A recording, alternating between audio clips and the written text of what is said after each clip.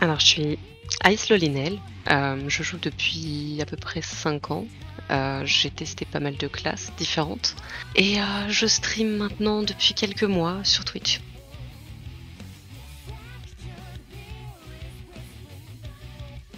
Alors, je joue la Dracania depuis. Enfin, j'ai été très hypée par la Dracania depuis sa sortie. Je l'ai jouée en succession quelques semaines. Et ensuite, j'ai attendu son éveil pour pouvoir plus en profiter.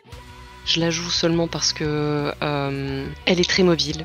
Je suis une petite kikou apparemment, puisque j'aime beaucoup les ailes de dragon, le style draconique, les doubles lances.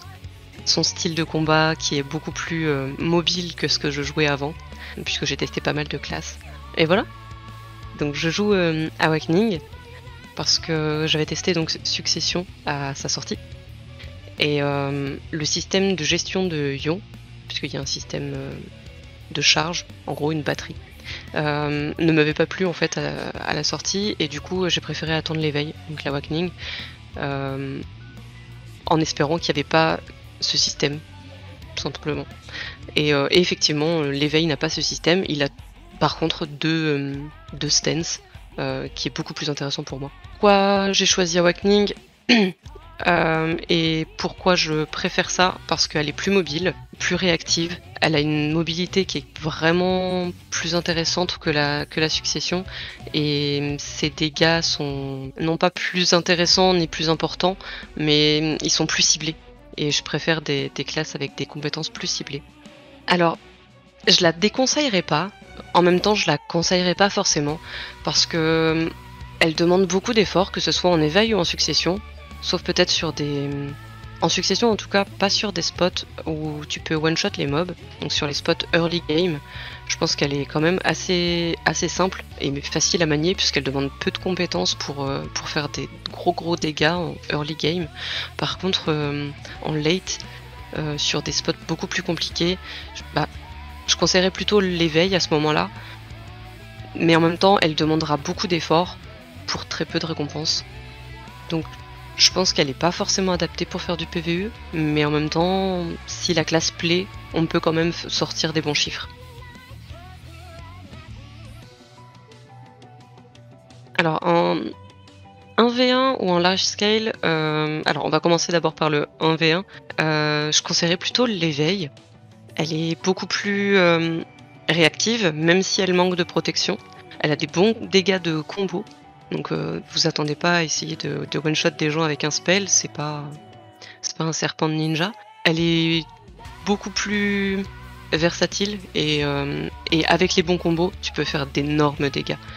Pour la succession, comme elle s'est fait grandement nerf, en tout cas pour le 1v1, je pense que c'est quasiment impossible, parce que elle est très basée sur des SA, sur du trade SA, parce qu'elle a beaucoup de régène.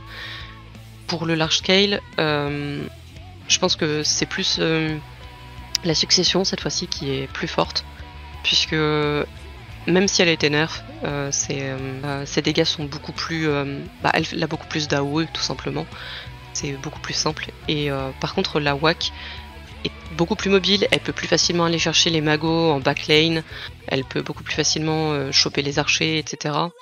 Mais elle a très peu de protection, donc c'est vraiment compliqué.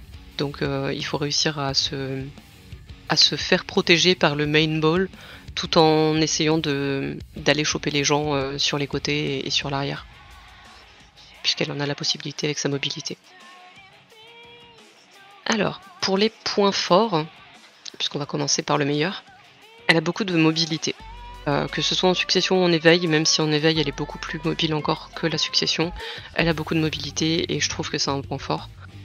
Elle a la classe, c'est un autre point fort. Elle a un style de combat qui est très différent, que ce soit en éveil ou en succession. Beaucoup plus différent d'ailleurs en éveil qu'en succession, puisqu'elle est elle est faite pour ne se jouer qu'uniquement en éveil, puisqu'elle a beaucoup de compétences. Elle en a 26 il me semble en éveil, ce qui est déjà énorme. C'est un point fort puisque ça permet de faire des combos très uniques. Tout le monde peut faire ses propres combos en fait. Comme autre point fort, c'est ses dégâts. Parce que ce soit en succession, même s'il a été nerf, ou en éveil, si avec les bons combos, elle fait d'énormes dégâts. Pour ses points faibles, je dirais sa capacité à faire des bons dégâts en PvE. Et ce qui est du coup assez paradoxal puisque je parlais justement de ces dégâts qui étaient assez intéressants en PvP. En PvE, je trouve qu'il en manque. Surtout en succession, mais également en éveil. Comme autre point faible, je dirais son manque de protection en éveil. Le fait que son grab soit très lent, par exemple. Il est difficile à placer, même s'il est plus facile à placer maintenant qu'ils ont modifié un spell qui nous permet de quasiment sauter sur la cible pour grab. La moitié du spell n'est pas protégé, comme je disais, ses points faibles, c'est le manque de protection. Et je pense que c'est à peu près tout en termes de points faibles. Ça reste une très bonne classe, une nouvelle classe, donc très intéressante et très peu connue, ce qui est un point fort d'ailleurs. Est-ce que je pourrais conseiller la classe à un débutant, puisque toute la progression avant le niveau 56, donc avant son éveil ou sa succession, c'est en ligne droite, elle est facile à manier, elle peut paraître un peu lourde au début si on est habitué à d'autres classes, mais pour un débutant, elle est très intéressante. Ça permet de se familiariser avec le jeu et avec une classe qui est entre guillemets facile, surtout si la personne veut se diriger vers la succession.